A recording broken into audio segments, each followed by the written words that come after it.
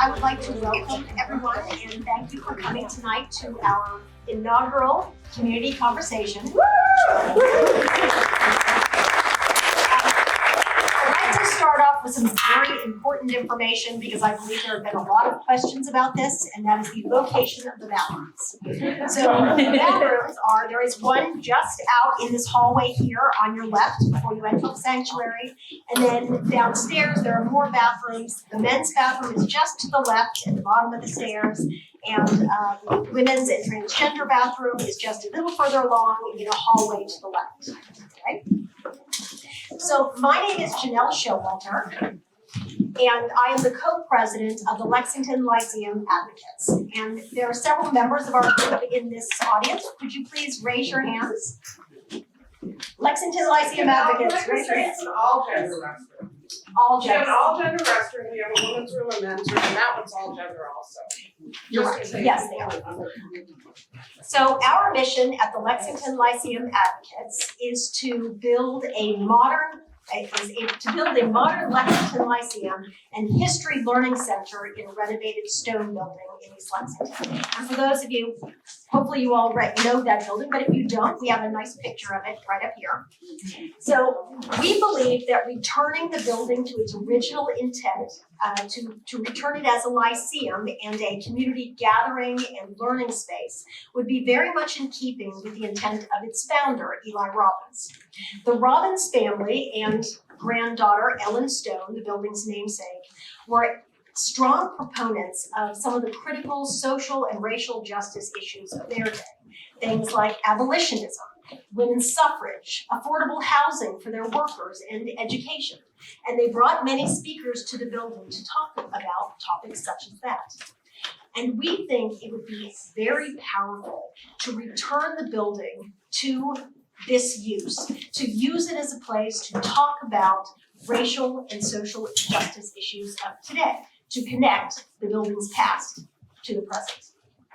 So just as the Robbins family intended this building as a place to uplift and improve the community, we believe the town can use it again to uplift and improve the town today by having interactive exhibits, educational workshops, events, community gatherings, and lyceum discussions similar to what we're going to have tonight.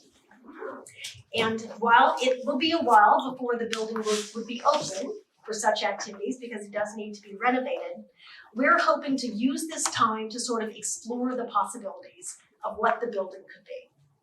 So with that, I would like to thank our co-sponsor, Lexington Observer, as well as the racial justice team at First Parish for co-sponsoring tonight's event. And I'd like to invite Craig Sandler up to say some words about Lexington Observer. Thanks, Steph. Hi, everybody. Wasn't I should just stop now? It's great to see you all, and it's great to be here on behalf, especially of the Observer, to welcome you on behalf of the Observer, because you're all here for the same reason, really, that the Observer exists, which is to dive into, in a healthy way, an honest way, dive into the important issues facing our community and foster a discussion, bring it along. It's why the Observer is here, and that's why this series here at the inaugural event is also here. I do want to take this opportunity in that vein to encourage any of you who haven't yet subscribed to the Observer to do that for free, or if you do subscribe, as many of you probably do, please spread the word, evangelize, get other people to do it. And lastly, please do support us financially, donate and be generous, because the more robust your support is, the more robust we can be covering the community and improving its public life. So please be a part of that. And thank you for all you've already done.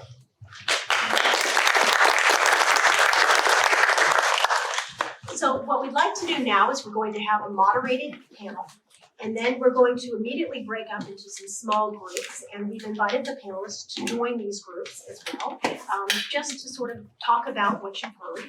And then you'll have an opportunity for questions and to talk about some of the ideas that might have come up in your groups afterwards. So with that, I'm very pleased to introduce tonight's moderator, Dr. Robert Bellinger. Dr. Bellinger is a public historian with a background in Black studies and almost a half a century of experience as an educator. He has served as a consultant and historian for documentary films, has engaged in public history projects at historic sites, monuments, and installations, and recently he completed a research project with the Lexington Historical Society on the history of Black people in Lexington from 1690 to 1800. He also serves on numerous boards, including at the Robbins House in Concord, the Shirley Eustace House in Roxbury, and Middleton Place in Charleston, South Carolina. And with that, I turn things over to Bob.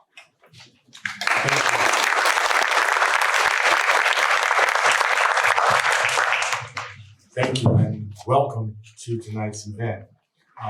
We're looking forward to hearing from all of you, but first we're going to hear from our esteemed panel. And I will introduce them starting here on my left and going down, and then each one will have a chance to give you their ideas and their thoughts on this wonderful subject. We all know how important education is, not only historically in this country, but presently. It is a very, very, very important topic, and what role education should play as we are building our society, building our country for the future. And so I'm glad to see a full house, and I'm looking forward to hearing some full ideas. Our first panelist to my left is Jane Hundley. She is the Lexington Public Schools Social Studies Department Head for grades 6 through 8 and works with the social studies teachers at Clark and Diamond Middle Schools to build and teach a comprehensive skills and content-based curriculum. Next to her is Natasha Wariku, PhD. She is a professor of sociology at Tufts University and the author of, most recently, Race at the Top, an in-depth look at competition in suburban high schools with growing numbers of Asian Americans, where white parents are determined to ensure that their children remain at the head of the class, as well as the diversity bargain about affirmative action in higher education.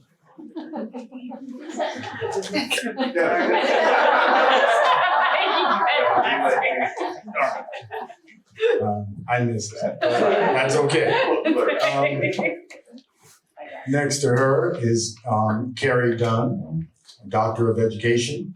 She is in her second year at the History and Social Studies Department Head at Lexington High School, where she teaches 10th grade modern world history.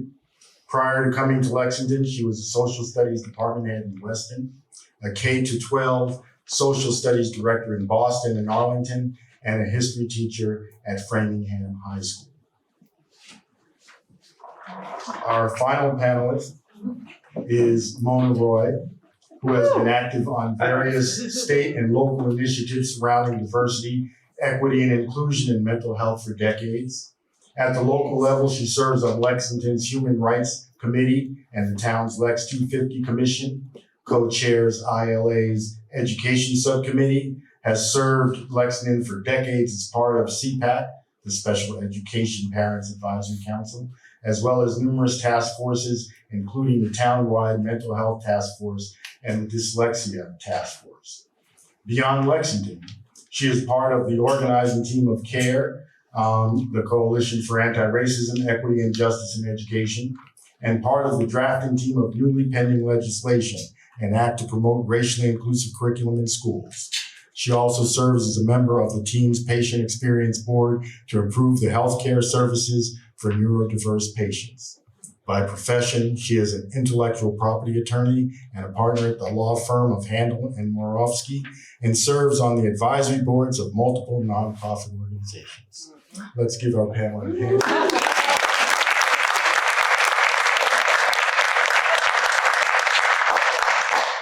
And now I will pass the mic to our first presenter, Jane Hundley. I'm so lucky. Okay, so as the middle school social studies department head, I feel like I'm really lucky to work with 24 amazing social studies teachers at Clark and Diamond. And the things I'm going to tell you about our program really would not be possible without those teachers, without a really supportive administration, and without community organizations to work with. I originally started in Lexington, I think 13 years ago at the elementary level, and I was the social studies department chair for the elementary level. And then when this job became available, and I think 7 or 8 years ago, I decided to go to the middle school level, and I taught 8th grade for a few years, then moved to a Model UN class. But my main priority is working with teachers on the curriculum.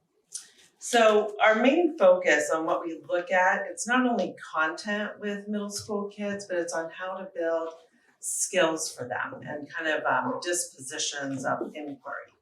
So a few things that kind of popped out to me as I was thinking about this, we really want to teach students to carefully consider evidence and use clear procedures and protocols when looking at that evidence, whether that be from secondary or primary sources. We really want to provide them with opportunities to learn with all different kinds of kids, from different types of cultural backgrounds, religious backgrounds, learning backgrounds. That's really important to us in the social studies department. We like to say we like to keep the social in social studies. We have different kinds of activities we do with kids around Socratic seminars where they get to actually be the center of the conversation. We have restorative justice circles. I'm looking at my friend Christy Prasad over here who teaches it at Clark 7th grade social studies, and we also have that same program at Diamond. And also we really want kids to have real world opportunities to understand about social studies in their world. So I'm actually going to start talking first about those real world experiences with something that I was involved with today. I'm looking at Mrs. Banerjee back there because we were both on a field trip, and there's Ace over there who's one of the 8th graders that was from Clark on this trip. We went to the Edward M. Kennedy Institute. And at the Institute, actually there's a lot of prior preparation as Ace can attest to, where students research a US senator, they take on that senator's perspective and point of view on the Green New Deal is what we were looking at today.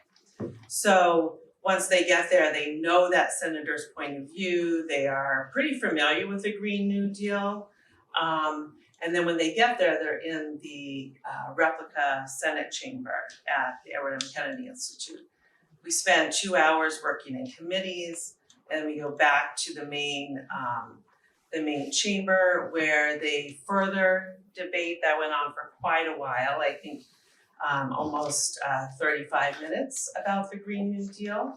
And I would say there were 84 8th graders there today, and I would say at least 75 of them participated either in the committee or in the full chamber, which is just outstanding. And they had really interesting ideas around not just the energy policies related to the Green New Deal, but the social justice issues that are embedded within the Green New Deal about where do we put power plants? What are the kinds of jobs that people can get if we phase out fossil fuel energies? So all different kinds of things that kids were talking about today. And so that's really one of the culminating experiences that we have for 8th graders. But they get there because in 6th grade, we really start with kids and teaching them what we call historical thinking skills.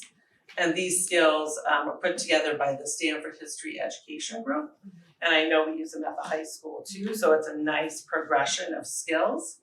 And it really teaches kids to look at the author's purpose, but also the context of the historical context of why different things were written, and pictures taken. We look a lot at different pictures that were taken. and really building that knowledge about different people and places and time periods based on their own really careful inquiry of history. In terms of kind of looking at narratives, because not only do we like to look at those informational kind of texts, but we also like to look at narratives with students. So especially in 7th grade, our world geography curriculum looks at graphic novels. So we've used quite a few graphic novels. One of them is about Somali refugees in Kenya, written by one of the Somali refugees, and it's about his brother and his own experience. It's a graphic novel. I have it here, I can show you later. But it's really a great way for kids to see that it is this person, their experience, and it's not written from a Eurocentric point of view. It's really written from the point of view of the person who experienced it. And then they ended up getting asylum in the United States and what that refugee experience was like.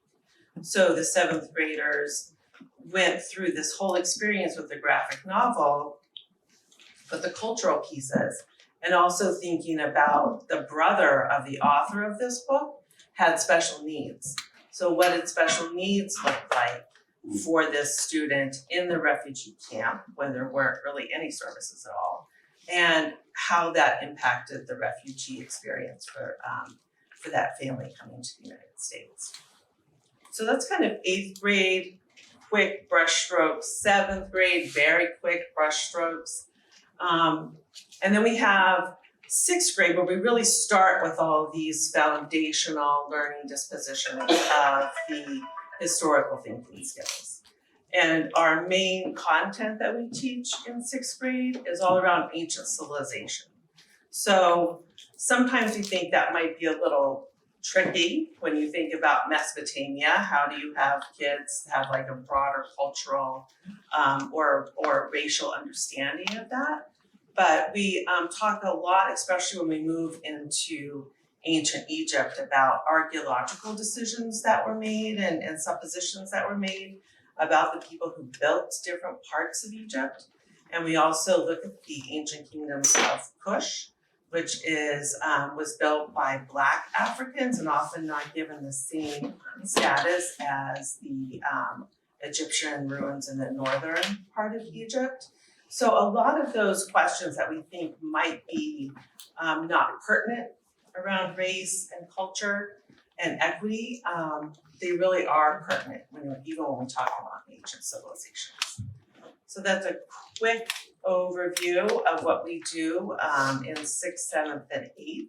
And again, it's really, I'm here as the mouthpiece for that, but it's really the teachers, and we build on what comes from the elementary school being such a strong program, and then we'll hear from Carrie in a little bit as she talks about the high school. All right, thank you very much. Thank you.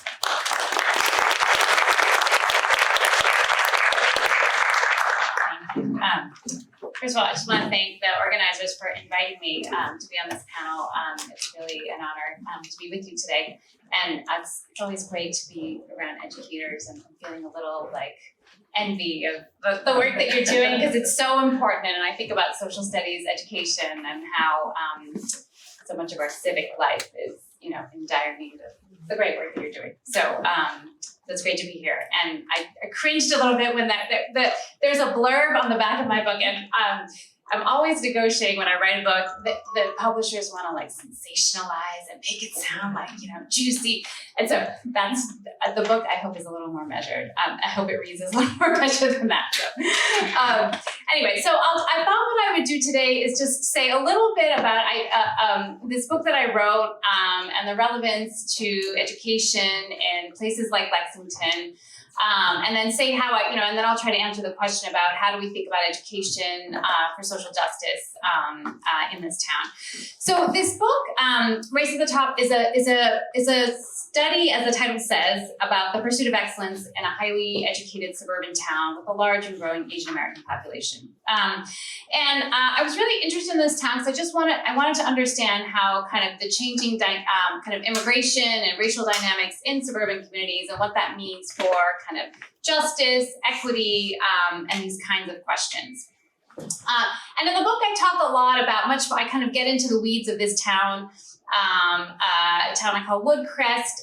It's on the East Coast, and about some of the kind of tensions around how do we help our children get ahead? What's the quote unquote right way to parent?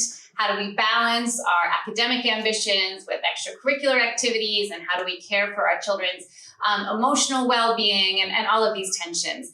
But one of the things I come back to in the conclusion, and I'm going to read you a few pages from the conclusion, is that what we miss when we become so laser focused in a community is the relationship of the community to places beyond. And so that's what I want to talk about today. And so it's called Race at the Top because it's very much a kind of portrait of tensions that are at the top. And sometimes when we're in that environment, we forget that, we're all at the top, right? Everybody's getting a medal, right? It's just fighting over gold, silver, and bronze.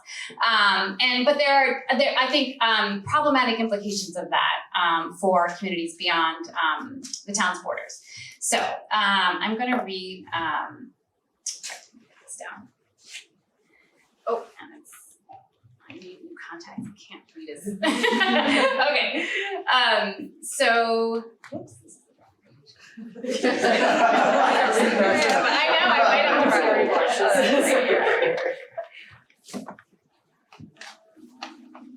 Okay, so when parents in Woodcrest, white parents in Woodcrest tended to identify as liberal and express great appreciation for the racial diversity in their town that came from the Asian immigration. But their appreciation for diversity only went so far. When the growing diversity led to their children seeming less accomplished academically, they pushed back. In other words, when Asian Americans outperformed white teens, white parents worked to shift the very terms of competition, and they defined their way as the right way to parent. They wanted their children to benefit from moving to a place like Woodcrest, which was supposed to ensure that they came out ahead of everyone else. But when Asian families followed in their footsteps and Asian American kids bested their children, white parents attempted to alter the very system designed to privilege them. Still, it's important to keep in mind that Asian Americans also benefited from the broader system of racial exclusion that makes towns like Woodcrest possible in the first place. When ethnic tensions abound, it's easy to forget the plethora of privileges enjoyed by Asian American and white families alike in Woodcrest. After all, the town, and many suburbs like it around the country, was designed historically to keep African Americans out, especially poor and working class African Americans. There I'm alluding to kind of the history of suburbanization, redlining, et cetera, in the United States. In other words, when Asian Americans come to Woodcrest, they benefit from the Black exclusion the town was built upon. The concentration of high incomes and levels of education in Woodcrest provide world-class resources and opportunities for all of Woodcrest students. Professional Asian immigrant families in towns like Woodcrest have the financial and cultural resources to succeed at the competitive processes designed by and for white success. But towns like Woodcrest, needless to say, are inaccessible to most American families. Though Woodcrest Asian Americans are certainly not white, and while it's important to recognize various kinds of discrimination they face and the ways they continue to be treated as outsiders, the Asian families in Woodcrest are certainly more privileged than most American families. And so this is one of the distinctions I try to make, is to say that, on the one hand, Asian Americans are experiencing increasing racial discrimination, acts of violence in the public sphere, and on the other hand, can also benefit from our education systems and get racialized very differently in schools than, say, on a subway platform where that there have been kind of deadly attacks. And it's a different kind of racialization and racial discrimination that we experience. In towns like Woodcrest, white and Asian families alike benefit from an American system of meritocracy that rewards the children who are already ahead, children whose parents went to college and who have high incomes. The system, in turn, seems designed to punish kids who are working class, Black, or Latinx, not for the lack of ambition or hard work, but for their lower social status. In Woodcrest, most parents I met, whether Asian or white, seemed unaware of the advantages their children held over children in other school districts. So I would hear kind of comments like, well, if my child had grown up in, Montana, then, they would have gotten into Harvard, right? But, on the one hand, if we kind of move to a town for the schools and then say that, well, my child's accomplishments are unrelated to the schools and they would have accomplished the same things in Montana, there's a contradiction there. And I heard this, on multiple occasions, right? There are so many quote unquote smart kids in our town, the people of Woodcrest said, and there are smart kids everywhere, right? There are smart kids in Montana. And Boston and Chelsea. Though most parents chose to live in Woodcrest for its highly regarded school system, they did not fully grasp the influence of that system, instead assuming their children's achievements were a result of individual smarts and hard work. Ultimately, when Asian and white families in towns like Woodcrest are locked in a struggle to define the terms of fair ways of supporting their children's success, a race at the top, it's easy to forget that children living beyond the town's limits are the ones that really lose out. The problem with privilege in Woodcrest is not white and Asian parents doing everything they can to help their children get ahead. All parents do that. Rather, the problem is a housing and schooling system in the United States that enables them to do so with so many more advantages than others. Life in an affluent suburb, whether white or Asian, nearly guarantees a spot close to the top. So, and I thought I would start there because, in this book, I sort of, it's an ethnography of this town, and then I kind of zoom out because I do think that, as we think about kind of social justice and education, we really have to think beyond, one community. And I guess that's my message about how do we do this? And I think on all of these decisions is to really be thinking beyond the town's borders. So I did an event with Craig and Christina a few weeks ago at the Cary Library about this book, and one of the things that came up was, just to give you one example, was this meeting about that was coming up about the I left my notebook in my bag, but the MBTA, the new law about how MBTA communities that are served by the MBTA have to have certain kinds of housing. Oh, thank you. Was that a 1 minute or a? Yeah, 1 minute. Oh, okay. I'm gonna be quick. So anyway, so if we think about housing, right, and so much now when I think about how do we solve educational equity, it's housing, right? We have a housing crisis in Massachusetts, and so thinking about, okay, is this going to change the character of our town or of this street? So I read a little bit about this. Sorry, that was the background to say that I thought, well, before this panel, I should read about this issue. And, thinking of that and balancing that with what would this mean for people outside of our town, right? And I think, so taking that conversation and broadening it out. And to me, that's really an equity-based way of thinking about these issues. And what does it mean for kids who right now whose families can't afford to live in a town like this, to be able to access the schools? And without having to get on a bus at 6 o'clock in the morning and, as the METCO students do. So that's the first one. And the second thing I'll say is, as we think about education, again, I think, the METCO program is this wonderful program that has existed for many decades. It is, it's a huge burden on those students. But to think about these issues, not just about, well, this brings diversity for the residents of this town, but to think about the benefits to students who are actually part of that, and that being the focus. And then to think about, really think broadly about education, not just in the Lexington public schools, which is important, but also, I remember reading the story about these schools in affluent neighborhoods of Brooklyn where the PTA was saying, okay, well, for every dollar we raise, we're going to give 10 cents or 20 cents or whatever to the school that's a few blocks down the road where they don't have the same affluent parent body, right? So maybe we do this, whatever money is raised for the schools, we give 10 cents to a school in Chelsea, or, okay, I'm going to wrap up, or in Boston, or have a partner school, or Bunker Hill Community College. And I just think that thinking about education beyond the walls of this town is a way to really think about justice much more broadly. Thanks.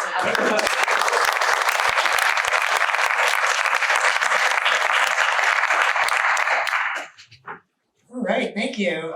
Thank you for including me. Thank you to Sabina for our organization and communication. right? So the Lexington Lyceum advocates, and it's a vision that us in the schools, we really support. We're hoping this happens, right? To the Lexington Observer for promoting this event and sponsoring this event, and to the racial justice team at, who also worked very hard, right, to make sure this happened, and to my panelists, it's really wonderful to be here with you, right? So I'm going to talk a little bit about the question of our panel: how do we foster a sense of racial and social justice in our schools and throughout our community, by focusing on some information, right, just to share with you about what is happening at Lexington High School. It's a terrific school. We've got wonderful students, almost 2,400 wonderful students, right? It's a growing, booming school. It is a crowded school, and we need a new school, right? We've got a wonderful history and social studies department that works really hard, right? I'm supported every day by my middle school department head, Jane, who's with us, and our elementary school curriculum specialist, Alex Cushel, as well. So we've got a really great resourcing in history and social studies in our district, and a community that's always willing to partner with teachers in a variety of ways, right? Including the individual sitting next to me, Mona Roy, and her colleagues of the Indian Americans of Lexington, who've been great at reaching out and supporting our curricular efforts in the schools, right? Just a couple of areas I'll highlight, right? So at Lexington High School, students are required to take 4 years of social studies, right? 3 of those years are quite prescribed. They take a 2-year world history sequence in grade 9 and 10, and they take American history in grade 11. And we're focusing a lot of our efforts on curriculum development and review on those core courses that every student takes, right? And their living experiences, they change from year to year. They need to be updated every year, right? We've really revised our 10th grade modern world history. We have a new curriculum map.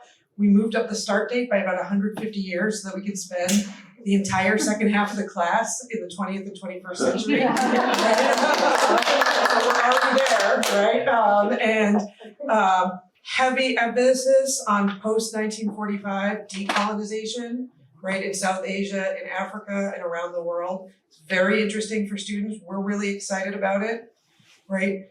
In grade 9, which is our early world history class, right, we have a teacher piloting, and then we'll spread it to the rest of the team, a deep dive into New England indigenous heritage, right, as part of that class. That's a new addition to the class that we're excited about, right?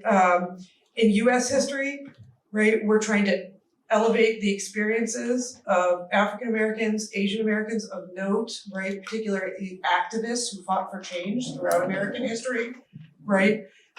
We've increased and expanded our LGBTQ plus history, right? Particularly as part of the civil rights movement, right? We're excited about that, right? That Jane mentioned that in their 8th grade civics curriculum, right? One component of that is students developing an action civics project. That's a state law now in Massachusetts as of 2018 that all middle schoolers and all high schoolers must complete an action civics project during their time at that school. So our 11th graders are also engaging in an action civics project where they have a lot of personal choice about an issue of personal passion, to research, to advocate for, to get involved in their community, right? We've also launched 2 new courses, African American history and Asian American history. They're running for the first time this year. We're running 2 full sections of each. Very exciting. These are great courses. I don't want to de-emphasize, however, that our core courses and making sure that all experiences and voices are included in that core narrative is also extraordinarily important, probably even more important, to be honest, right? That said, right, there's a place for a deep dive, particularly for students who've got areas of passion and interest, and I'm really happy that we're providing those opportunities. We got a lot of support from the Lexington Education Foundation, the LEF, right, in launching these 2 courses. We ran student focus groups to help develop the curriculum for both courses and the course descriptions. The LEF actually enabled us to pay some summer workshop time for teachers to develop the curriculum this summer. we found a unicorn out there who is a teacher at Quincy High School. His name is James Aikida. He developed and teaches the African American history course at Quincy High that he developed with students. And he has an advanced degree in history, and he developed and teaches the Asian American history course at Bunker Hill Community College, right? So he is a consultant that the LEF paid to support our 2 new teachers of the course, right, to help them with their curriculum development and resourcing the courses. It's a heavy lift to teach something for the first time. The LEF also paid 5 students to come in and help us this summer, right? Develop the curriculum. Yes. Right. And they were really great at reviewing resources and telling us what was of interest to high schoolers. Right, which is not always the same as what's of interest to adults. Right. These courses are exciting, right? We're relaunching field trips and place-based learning after a couple of years of the pandemic. Our African American history course is at the front of the pack, right? Both the fall section and the spring section are doing walking tours of the Black Heritage Trail in Boston with the National Park Service. And we are also running an overnight trip to the National Museum of African American History in Washington, D.C. this spring. We're very excited about that. Credit goes to teachers for making that happen. Really exciting. We've revitalized our Facing History course, which is a look at 20th and 21st century, the Holocaust, but also other genocides and contemporary ethnic violence. Right, we've expanded the enrollment in that from 1 to 2 sections. Right? Students are very excited about it. We're trying to use student leadership there as well. Right, we have a student who's a 12th grader who's worked with a private institution to help us bring in a Holocaust survivor who will be coming and spending the day at Lexington High School in late March. Right, we're not perfect. We've got a lot of areas to grow, right, for sure. We need to do more with Latin American history, to be honest, right? That is a curricular need, right? I read a recent report that the next census will include, finally, right, information about Arab Americans, right? There's been no data collected, so so that maybe is an impetus for us to improve some curricular studies as well in that area. Right, we're understaffed. We're turning kids away from full electives right now. Right, in the social studies department at Lexington High School, we had 125 students enter as transfer students this year. Virtually none of them had access to social studies electives, right, because they were all full. Right, right, and so there are needs there. We're trying to get place-based learning launched, but a bus costs $600 to $800 a day. Right, for a field trip. So we've got some challenges, right? But great team, great students, and great community to support us. So thank you.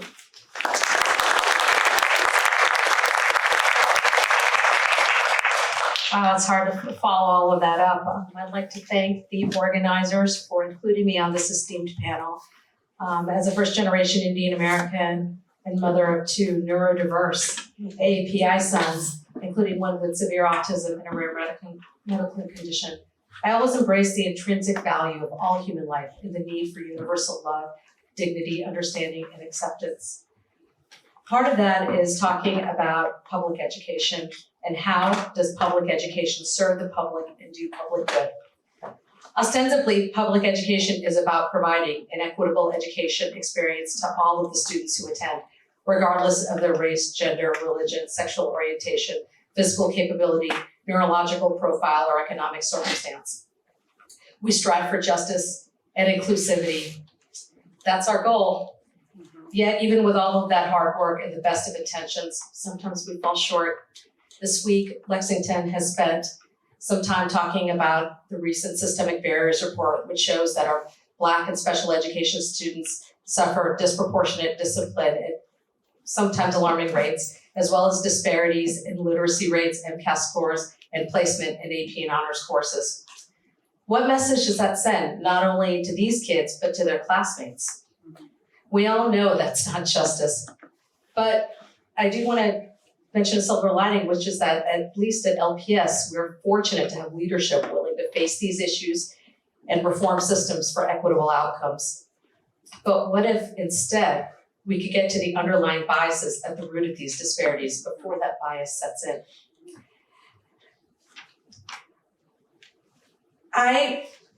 For those of you who don't know me, that introduction was, I realized was a bit intense, but the truth is, my real identity is I'm someone who's comfortable with discomfort.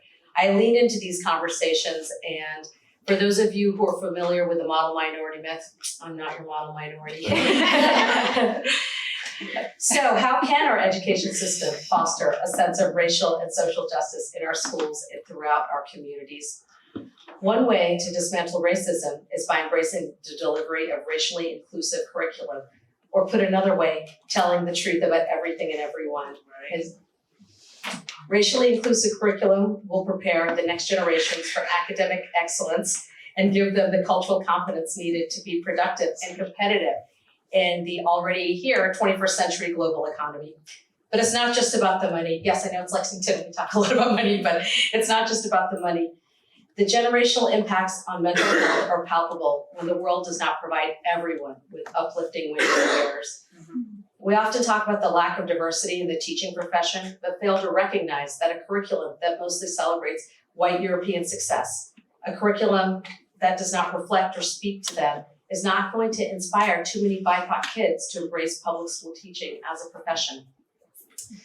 So back in the last century, when I grew up as a first generation BIPOC, AAPI, South Asian, Indian, Bengali, Hindu American, seriously, the only brown school, I'm not lying to you, the only brown school through 3 elementary and 2 middle schools.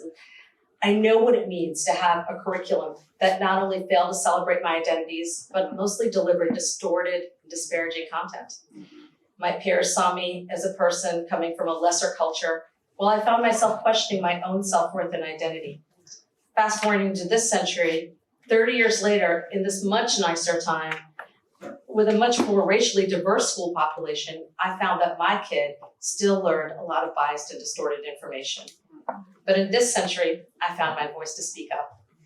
As chair of IL's education subcommittee, we're able to work with LPS and bring our concerns to Jade and Carrie, as well as Johnny Cole, to give our perspectives and share our content so that they can deliver a better educational experience for all of the students. We've also advocated for expansive and inclusive education for all BIPOC history and experiences.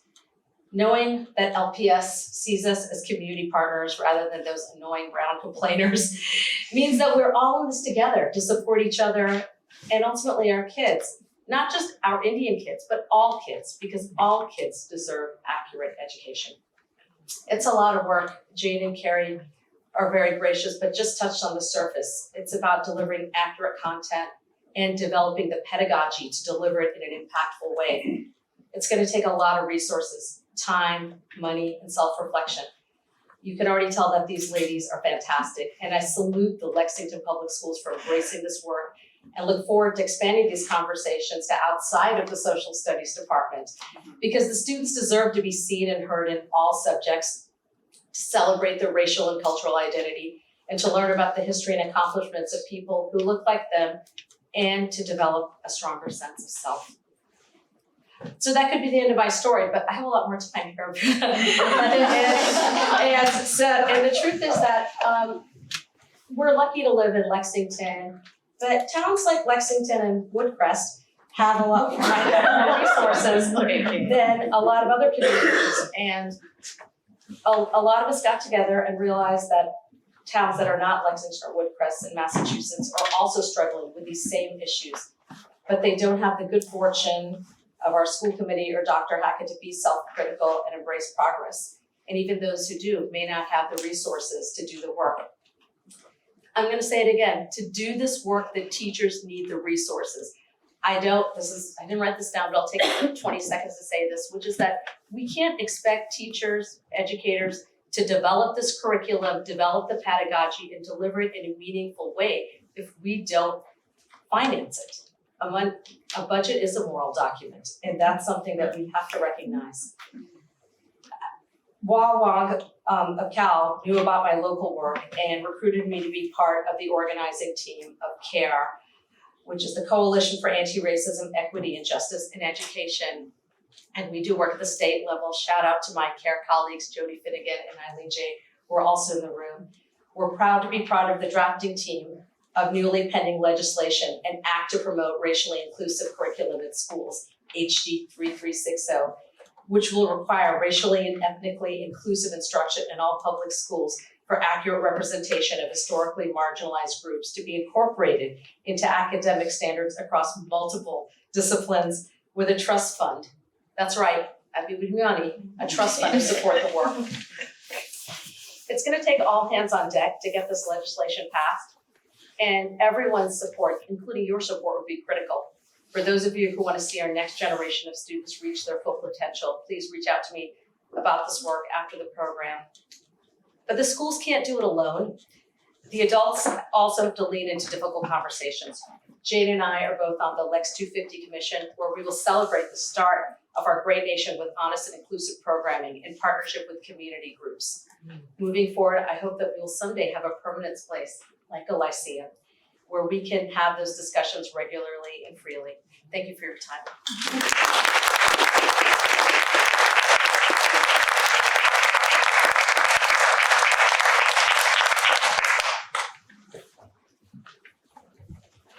Thank you to our panelists.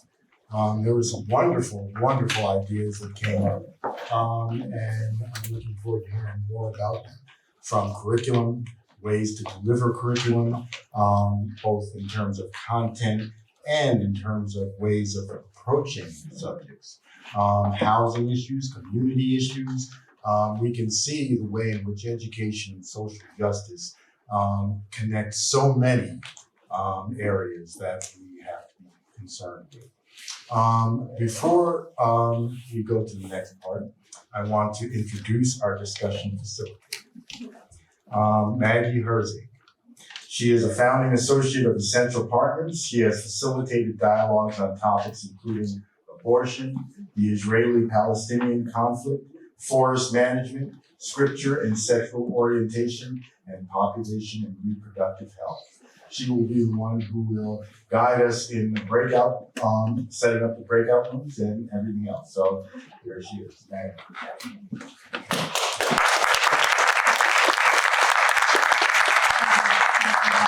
Thank you, panel.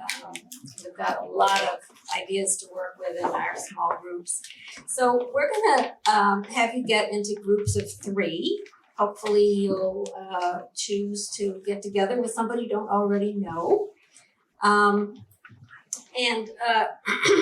In those groups, we have some questions that we'd like to have you address. And they're in your program. Did anybody not get a program? Okay, we got one person.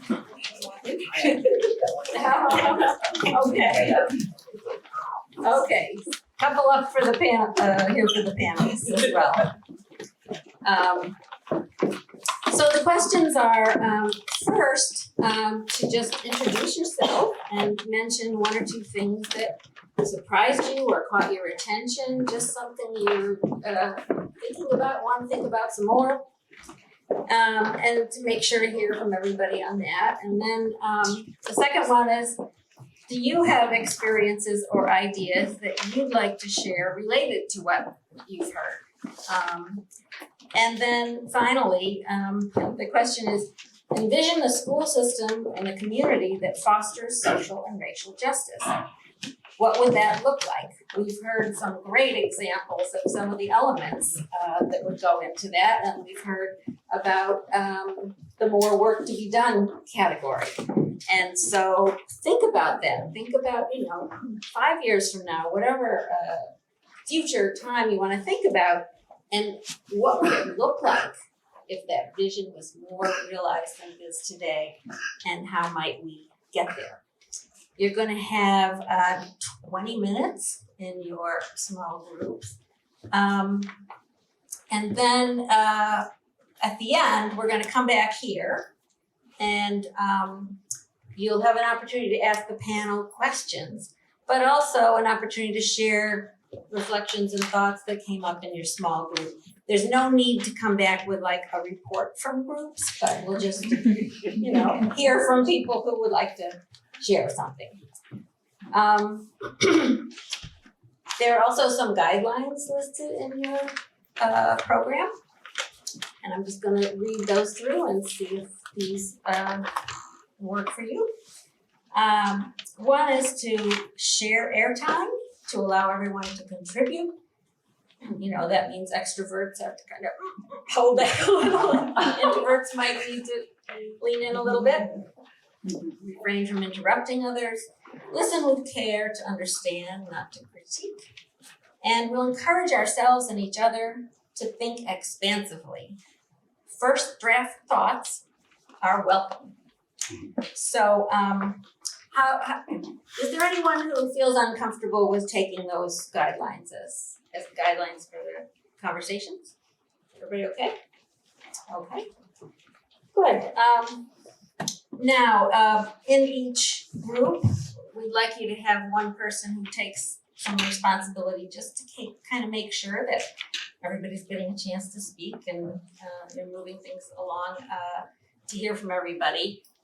In some cases, you will find that somebody's already primed to say, I'll do that. And in other cases, you might look at each other and say, So hopefully you will have a volunteer who will just help you stay on track and on time and so forth.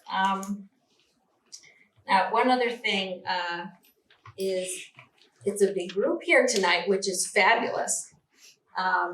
But it means that it might be hard for you to hear each other if you're all clustered together. So with that in mind, there are some other chairs out here that you can move to. Feel free to move chairs any way you need to. In fact, if anybody wants to pull a few or go sit in that room or pull a few chairs back there, whatever will help you to hear each other, and so you don't need to be, raising your voices too much to just hear each other. So that is the plan. 20 minutes from now is about 8:20. Yeah. So any questions about what we're doing? Okay. Charge. Please feel free to start dragging chairs or moving around and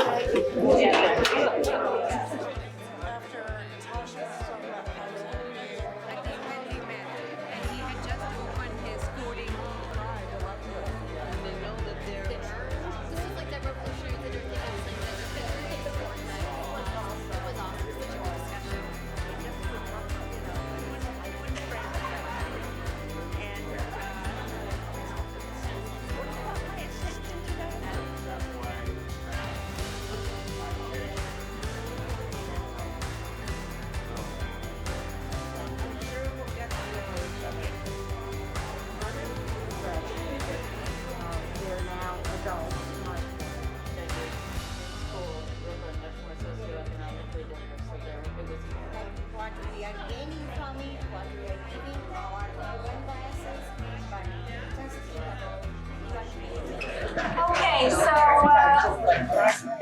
I'd like to invite anyone who has a question or who would like to share some reflections or thoughts from the conversations you just had to raise your hand and we'll get started.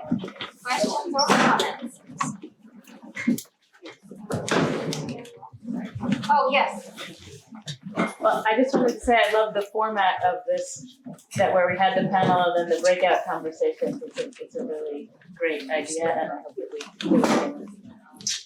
having groups, beyond the borders. So for instance, having school funding cross town lines, having programs where kids go not just to our community, but go out of the community. There was a big article in the Globe about this program in Lincoln in the 70s that did this. So it was interesting how we all had different takes on it, but it sort of coalesced around a school system that isn't just centered and elevating the privilege of the people within the community, but connecting with other citizens. Yes. Can you hear over there or do we Yeah. need to? You can. I can. So then that's great. Can you speak louder? You want the Okay. microphone? Yes. Another first draft thought along those lines. It seems like that idea resonated with us as well. And one discussion, and then subsequently hearing about the amazing curriculum development that's happening in the schools here. So what about, could this town be an incubator and provider? Could the curriculum itself be shared with other less affluent and fortunate towns? And maybe that, Maybe that's something that, potentially expand the mission of LEF to fund that transfer of curriculum beyond the borders. Anyone wanna respond to that? Thank you, and I think we need more staff.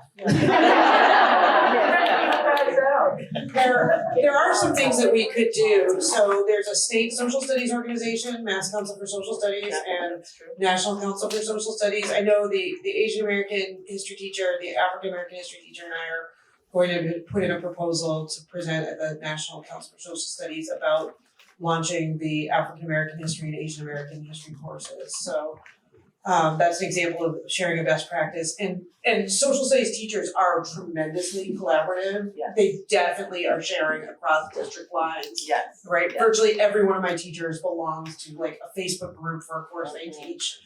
People share resources all the time. So some of that does happen. Right. But I think it's done on an individual level and It probably it's not done on an institutional level. Correct. I have a question.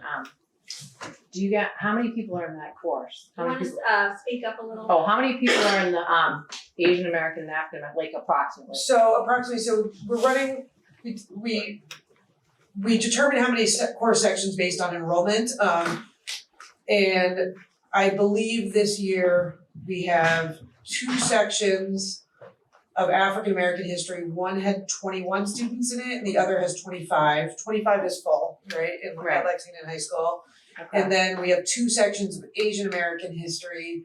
One had like 23 and one is at about 20, right? So And it's just one semester, right? so it's a 1 semester course open to all students grade 9 through 12, right?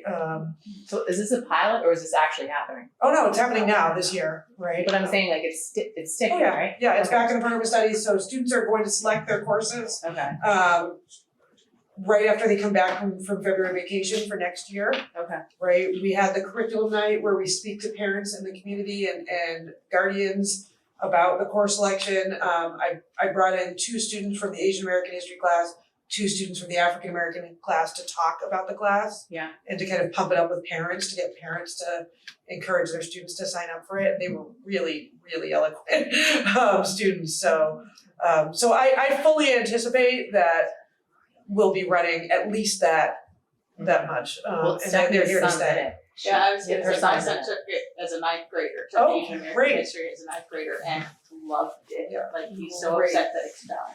He's like, when can I take it again? The student feedback in both courses has been tremendous. So thank you, that's great to hear. So, quick question on this line of discussion. I really appreciate what the Lexington High School is doing with this district to provide products. Is it the intention to offer the AP class that The African American. Florida school? Yeah. So we were asked that at school committee recently, do we want to offer the African American course? I'm open to it in the future. This was our first year with the African American history course. Feedback from students is really, really good, right? They really are enjoying the class. They're loving it. If they were to come to me, if students in the class were to come to me in a year or 2 and say, could we shift to the AP curriculum? I think I would certainly be open to that, right? I'd like to hear the requests coming more from students than anywhere else, if that's the case, right? But certainly we could if we want to, right? There's some nice things about the structure of the course right now. If it were an AP course, it would be hard to have it open to all students and accessible to all students in grade 9 through 12. I like that model, right? The 1 semester format is really nice because it actually is easier for a kid to fit it in their schedule than something that takes a full year. And but we also could potentially, with additional staffing especially, we could offer the African American AP course in addition to what we're doing already. That might be better, right? To be honest, That's right? what I mean. Yeah. So I'm open to it. I'm open to it for sure. Anything new requires basically a 0.2 FTE with your school committee member addition, right? So we can do it all, but where everything we already offer is full, right? The only way to add more, right? And I'm not wanting to turn even more kids away from personal finance in order to offer a new course. If we want a new course, we need more staffing. Is the bottom line.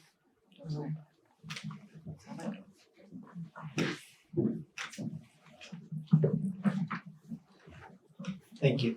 So I just wanted to share a revelation. So as I wanted to kind of thank you for this opportunity because I came here tonight because I read Professor Gariku's book, and I was actually very upset, like emotionally very upset, because it reflected a lot of my experiences in Lexington.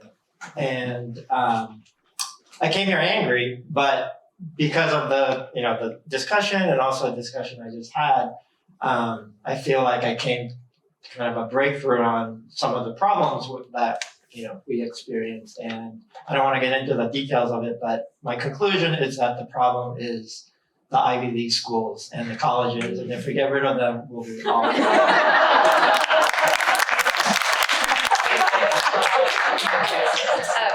wanted to hear a little bit more about when you said you were upset. Like, what was it that kind of upset? The experience in the book reflected a lot of my experience. I've been here for 6 years, and I've been in various PTOs and various organizations, and a lot of the conversations you describe in that book were the conversations I've had as an Asian American parent with mostly white parents.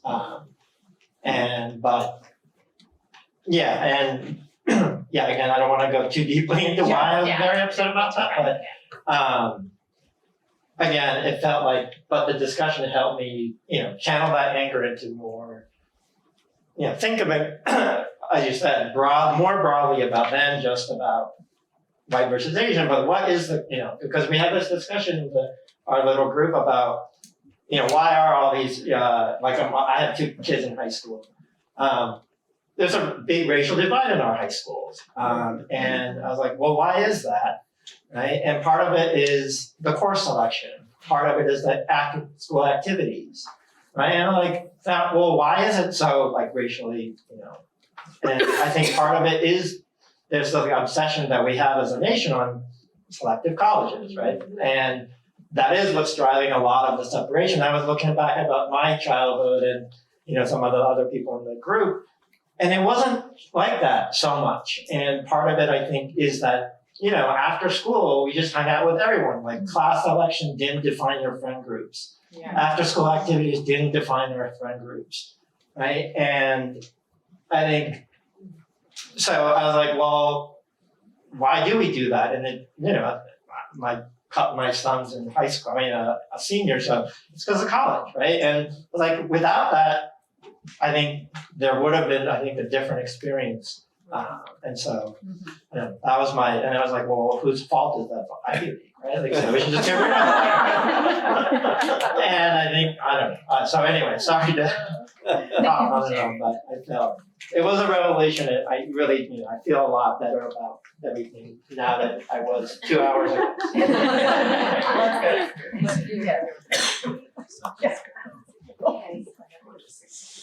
Anybody else? Yes. Over here. So I think I just want to share that our group also discussed that there is a way to make just more than social sciences and history education be a lot more diverse, something that the panel touched on, which I practice as a university professor in environmental studies. And that's all that I wanted to share. Thank you. Yeah, I wanted to speak to that briefly, just because.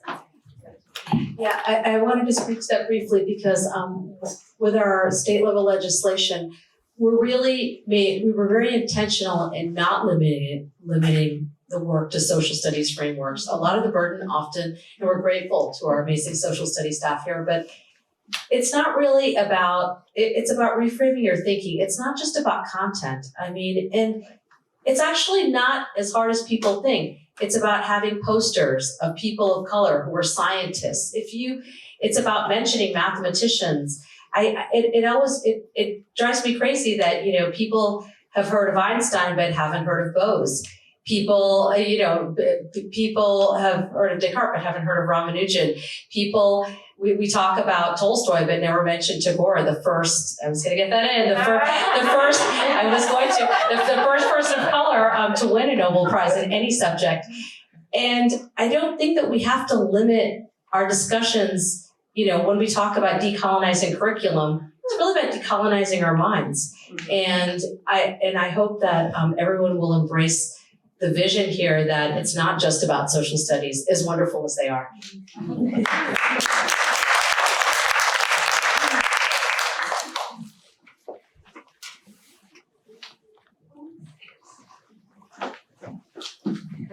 Nobody else I remember one of the guidelines is not to dominate. So,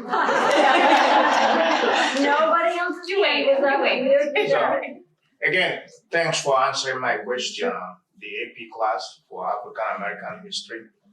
I just want to piggyback on what he said was his main concern. We moved here 2007, and I shared with our group, and your book reflects that experience. And it touched a little bit about the African Americans not being there. If the school does not do anything about course selection, when our kids were going to high school here, I call it about picking the winners and the losers. Okay? Until I get into the high school classes here, teaching AP classes and honors math, and then see Black kids there, we've not solved it. When my kids were going here, they were the tokens, and we had to petition every time for them to be allowed to do any AP or honor class. Amen. Yeah. And at the end, it was about school courses and the scores. And I tell the principal, I've told even the current superintendent, even when the kids have gotten 800 perfect score in math, why are you stopping them from taking the course they want to take? What are you trying to prove? Because the code was hit. Yes. Until I get into the high school here and I don't see just a token, then I know we are doing the right thing. But so far, good progress. We're having the discussion openly. And you can tell he's feeling better.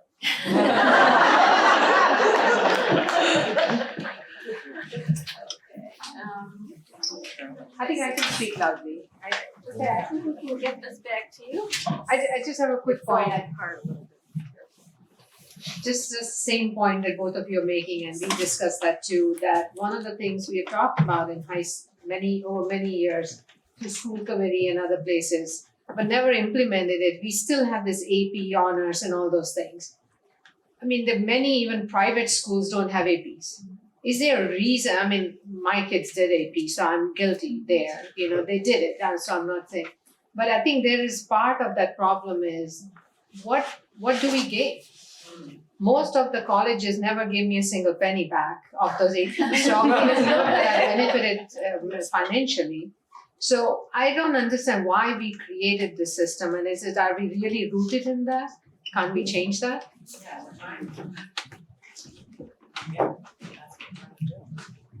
Responses? I can respond a little bit, and I just want to clarify right now, I'm just representing myself. I'm not an official spokesperson for the Lexington Public Schools or Lexington High School. I do think we need to have an open conversation about course selection, prerequisites, the course offerings that we have, our ties to the College Board, and the AP program for sure. There are different avenues, and you'll even see it within Lexington High School. It's something people are thinking about, they're taking action on. In the history and social studies department, we made a big move last year, right, that went into effect this year, where we have 4 AP courses open to 12th graders: AP Human Geography, AP Economics, AP Psychology, and AP Government. We made them open access. Any kid can take them as long as they're in 12th grade. No teacher recommendation needed, no prior coursework, no grade recommendation. And it's had, there's been basically no negative impact from that, right? So that is one model. One model is opening access. Another model could be looking at, is this the program we even want? Our English department, I can't speak in depth about this. It is not my department. But they are moving pretty boldly towards some unleveling honors for all, right? They're working on it right now. And that would be very interesting to talk to them about that, where they're not going down the AP path, right? They're doing something different entirely, and I think that is very innovative and very interesting to see how that worked out for Lexington students. The math department they basically worked with us and targeted a couple of their courses. Maybe we'd have to get Kevin Kelly to give the I think it's comp sci and AP statistics to eliminate the prerequisites as well and make them open access. So there are moves we can make. One thing that's worked out great for us actually is our 1 semester elective. So that would include Asian American history, African American history, all of our business and personal finance classes that are so popular with students, right? So many students want to take intro to economics, personal finance, marketing, small business, which is like an entrepreneurship class. Our facing history elective. So all of them, students in grades, 9th graders, we just want to focus on having success making it in 9th grade, right? Existing, not making their parents look crazy, right? If they're taking those classes in their grades 10, 11, or 12, they're in the same class, right? The teacher explains the extra project they can do each quarter to earn honors credit, and they can get honors credit, but they're in the same room, right? And it's open to all. Right, again, we don't let our 9th graders, they can take the course, but they can't do the honors project because we want them to focus on a successful transition to high school, right? Not doing extra, right? But that's a model that's actually worked very well for us, where it's not pre-selecting CP1 or honors, it's not keeping kids in separate groups, they're in the same room. The teacher explains, here's what you do to earn honors credit, put your name on your list if you want it. If you're too really busy right now and you don't want to do it, that's fine, right? So that's another model that has worked well for us. Right.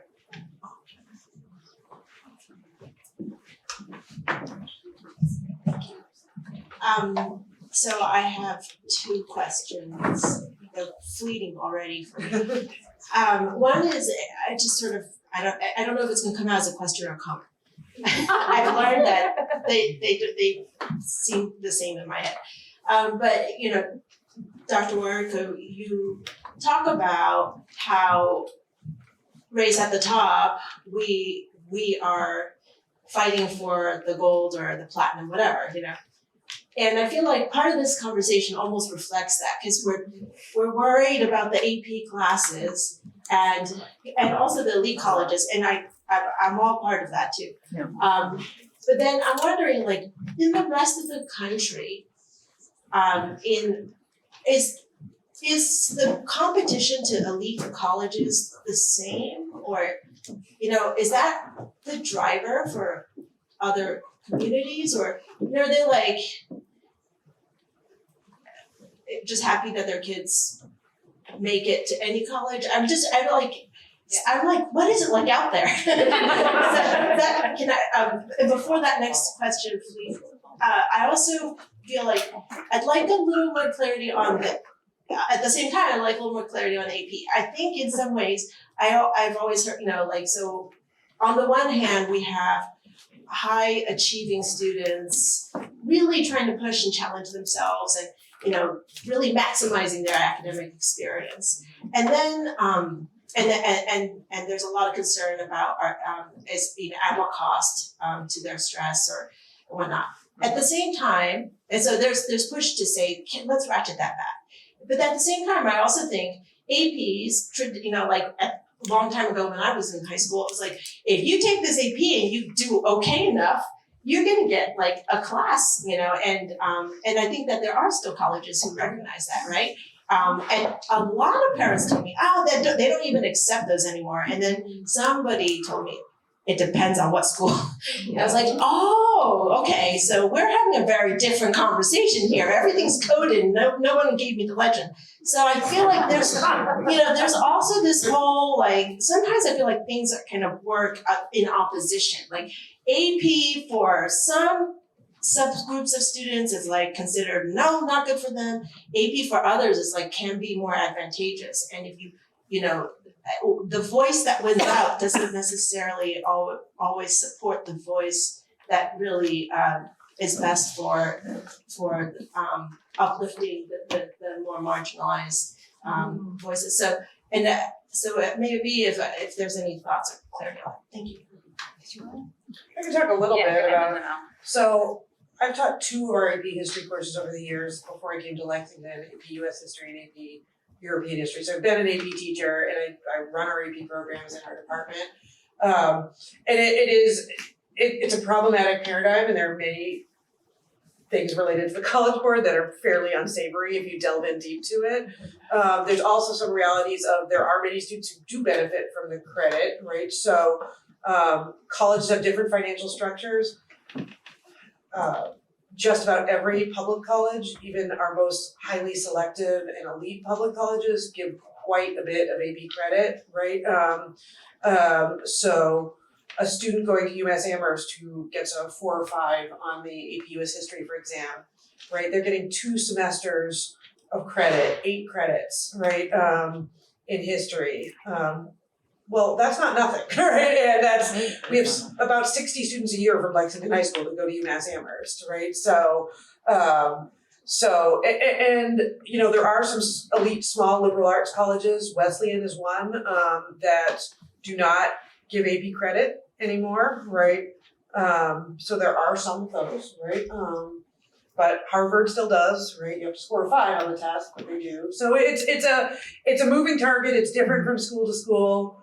Right, it does help some students, right? Sometimes graduate early, definitely pick up a second major or minor, right? If a kid gets into trouble, needs to drop a class, if they've had some AP credit coming with them, then they're not behind, they're on track to graduate, right? That can help a lot of students, right? So there are some benefits that come back to the kids to the extent that it does make you think about whether it is in the interest of some students to take it. It's really complex, right? For sure, right? I did. No, but We've spent a lot of time talking, I've noticed that just listening to this discussion, and there's a lot of talk about honors and AP, but what about the rest of us? I mean, there's, Natasha's book is about race at the top, but actually there's a lot of kids who are not at the top. And sorry to say, but Lexington is fairly notorious for ignoring sort of the plight of kids who are not at the top, kids who are struggling learners, kids who are neurodiverse, kids who are struggling with mental health issues. There's so many things that are going on in this town, and it's easy to celebrate, and we should celebrate all the wonderful things that we do and the wonderful work that's being done here. But I think it's important that when we have discussions that are about racial justice and social justice, that we remember that most kids are not at the top. I mean, yes, this is a town of privilege, but there are many struggling learners, there are many struggling families. And I hope that when we talk about curriculum and when we talk about choices and what we offer, that we really think about true equity, which means that everyone belongs in the classroom, not just the usual suspects. And full disclosure, I was one of those usual suspects in my time, but as the parent of, 2 neurodiverse children and an advocate for other children, I just think it's important that we think about our discussions to serve the needs of all students, not just the AP and honors kids.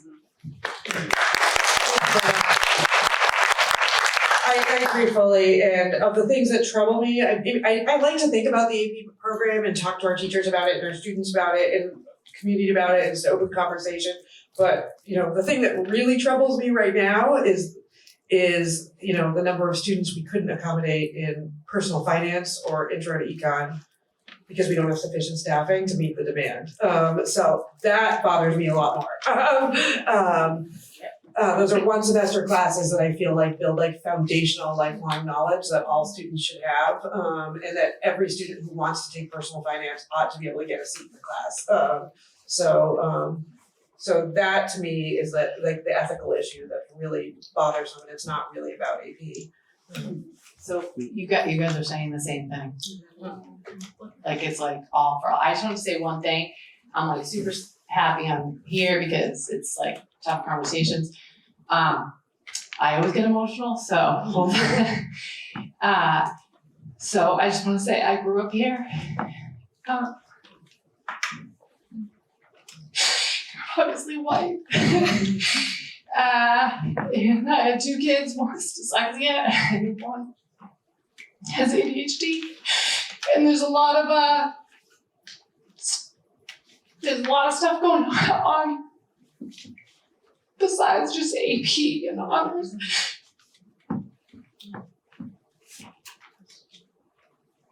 And like I went to Fairfield. I had a conversation with someone at the El Cazal last night. She's the bartender. She was like, she went to Waldorf school and then she went to LHS and she's a senior there. And I picked her brain because I was like, hey, I want to hear from the kids. I want to know, like, how is that going for you? My kids are 7th grade at Clark and 5th grade at Bowman. They're having a great experience here. Like, kudos to the teachers that are in this room. But I will say that, she was like, I had the choice of Arlington versus Lexington because her parents were divorced. And she chose Lexington, and I said, why did you choose Lexington? And she said, because of the academics. And I said, okay. And she said to me, which struck a chord with me, Fairfield is my safety school. And I was like, oh, ouch. Because my husband was like, just went to Fairfield. And the girl was like, oh. And I was like, well, there's no such thing really as a safety school anymore. Because as you know, I think that it doesn't, for me, I feel accomplished. So I feel like, I'm like successful, right? Because I feel like, even though I cry, I'm like happy. I have a great mother behind me. I have a great dad. Did they do everything right? Probably not. But I'm just saying, like, they didn't, my mom pushed me to be in to push me like academically. My dad was like, my mom's gonna kill me, but my dad was in like trucking. So that was not like well respected in Lexington. I'm 45, to just give you an idea. And there was people who, Mona sitting next to me, who is a lawyer. And when I was growing up here, everyone was either lawyers or doctors. And I was like, my dad's in trucking.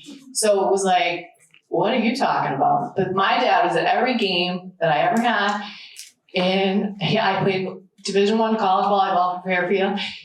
And I feel like, I'm doing a good job raising my kids. There's a lot of parents in here that, there's a lot of good people here. And so I feel like, I don't want to take over the whole time, but I just wanted to mention that I'm super psyched for having all these conversations. And, I think it hits a nerve with that man. Oh, I don't know your name, but you were talking about, it was, bothering him when he came in here. And I was like, geez, I was worried because I'm like, mental health is a huge problem. I'm not saying that he is that, but I'm just saying,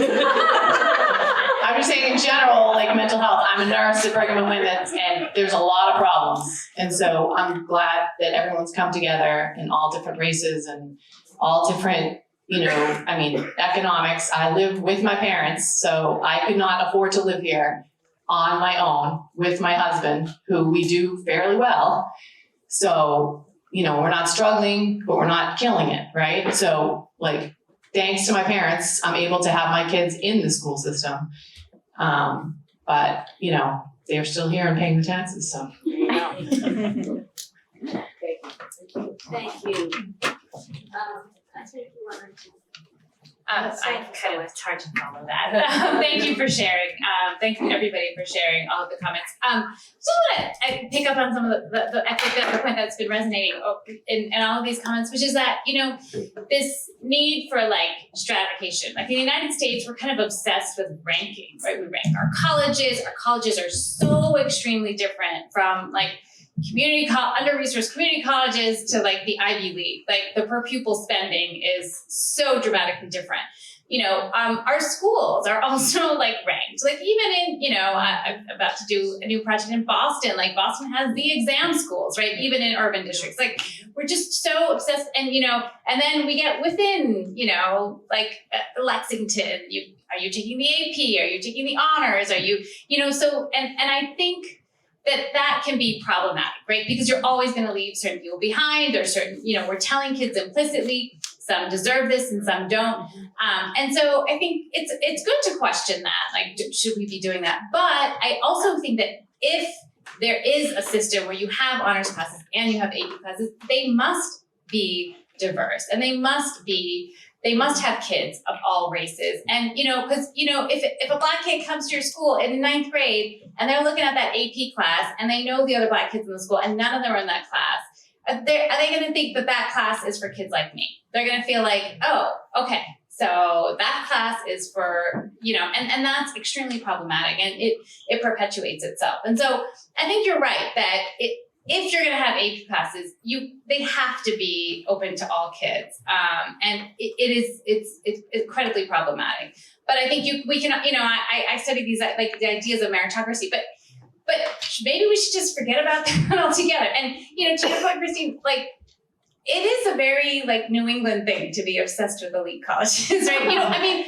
1/3 of American adults have a bachelor's degree, right? 2/3 of American adults do not have a 4-year college degree. So I think we have to, and people who are younger are more likely to, yes, but so this, and that's like, and most people, the vast majority of people who go to college are going to open access. They're not even, they're not going to, but they're going to like, starting out at community college, going to an open access, maybe a city, a UMass Boston or a CUNY system in New York. Like those are the places where most people, if you have a bachelor's degree, which again is a minority of adults in this country, that's where they're going. And if you go like I grew up in Western Pennsylvania, right? The good students in my high school went to like University of Pittsburgh, Penn State, and I went to Brown, and I remember kids joking with me because I was a good student and asking me where I went to college, and they were like, why are you not going to Pitt or Penn State? You're going to Brown, I'm going to Green, Like, and it was like, I never heard of it. And so I think this,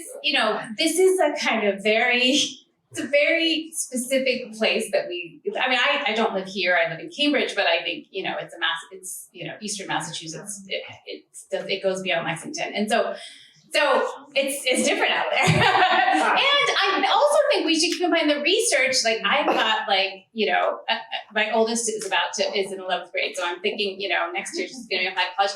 But I keep reminding myself, I know the research, it doesn't matter. Life turns out great. Like you went to college, you got a nursing degree, and life is good. And so You're a good person. You're a good person. You have a good relationship with you live with your parents and used to talk to them. Like that's that's what matters. And I'm sure we all know people. So I think we also have to remember that it's not going to make a big difference, like whether they go to UMass Amherst or UMass Boston or a Tufts or a Harvard, or they're going to get like an education, and I don't mean to minimize college. College degrees absolutely matter, and we know the research on that, but the nuances of like this one or that one, or the one that's ranked 5th versus 15th versus like that stuff. When you look at the studies of wages down the line or whatever these outcomes are, it's not going to matter. So, yeah. Well, a couple of things I want to add in, and maybe the time has passed for some of them, but I'm going to add them anyway. In terms of, we've been talking a lot more about content when we're talking about AP. It seems that's the focus, and we're not thinking about process. And that comes to mind because I taught at a private school and I was told by my department chair, we don't teach to the AP, right, for American history, but we feel our students should be prepared to take it. I said, well, that's kind of a mixed message that he gave. And so I thought about it, and what I did, I bought the AP book and spent a summer going through it and developing my curriculum using the skills that students would need to do well in the AP. Writing and the way to structure an essay, doing analysis of things, and every student in the class got that. It wasn't an AP class, it was a regular class. But every student got that. In the writing, by the time they started working on their research projects, which was second semester, they all knew how to write an introduction, conclusion, how to develop their, And so the students who chose to take the AP did well because they had the skills that the AP asked them to use. Right? Skills are something that we've talked about. So let's remember skills. Content's important, but skills are what carry you. And I had to come to terms with that teaching history in high school and in university, because I knew most students within a semester, they weren't going to remember any of the content in my class. Right? So I had to give them something to take with them. Right? And that's the skill set, ways of thinking about doing history, ways of doing analysis, ways of looking at photographs or political cartoons. All of those things are part of it. And students can get that, right? Using documents. I talked to an 8th grade teacher once, and they were using a lot of documents. And they said, the students who have the worst handwriting do the best on the documents. So, there's a lot of ways that we can change the way that things are presented. Because our group, one of the things that we ended up with, which is, I think, a key to social justice, a key to education, a key to all of the issues we've raised, is a recognition of a common humanity that we all share. And if we recognize that as our starting point, then we have a much better chance of succeeding in things. And yes, there's a concern with colleges, but there's also a slant. I know of schools where students had to fight with college counselors to get information about HBCUs, historically Black colleges and universities.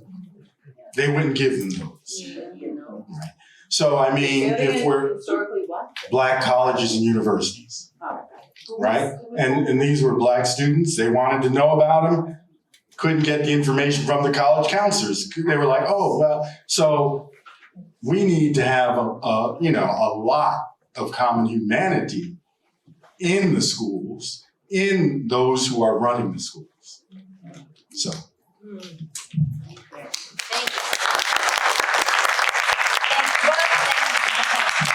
I'm now going to turn the mic over to Janelle to wrap up our evening. Thank you to all of you who participated in this conversation. Before I do that, though, I would like to invite Irene J up. She has some things she'd like to share with the group. Go ahead. Hi, just a real quick announcement. I'm Eileen J. I'm a member of the school committee, and these kinds of discussions are so important in our community. Thank you to the Lyceum and Lexington and First Parish for holding this one. I think this discussion shows how much more we have to have these conversations. And in that light, I know there have been many topics here, and I know one of them has centered around Natasha's book, and she had done an author talk at Cary Library and was gracious enough to come again here. But we really have felt every time there's so much more to unpack in the issues she raises there. So I am trying to organize some follow-up events, discussion events specifically around that book, because it is so relevant to our community. So the follow-up email that will be sent out for this event will include a link to a Google form where you can just voluntarily sign up to be notified about any follow-up events for her book. So just pay attention to when that email comes in, and if you're interested in, please fill it out. And who knows when or how soon this will happen, but we'll be sure to notify you when it does.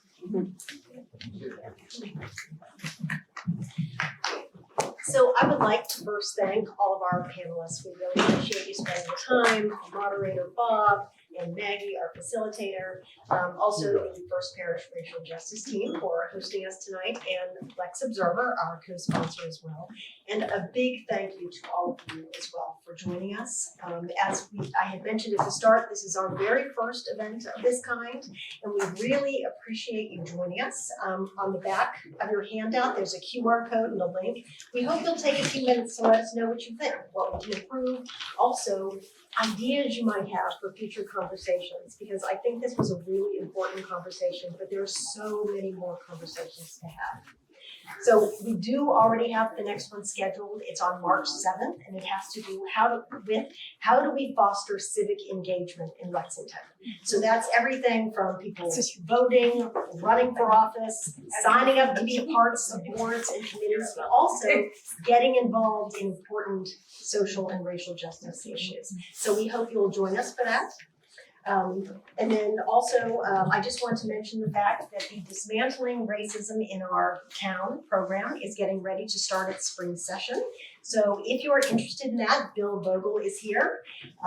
He is right there. And there's also some handouts at the table there. So thank you very much, and we really hope that we see all of you again. Thank you.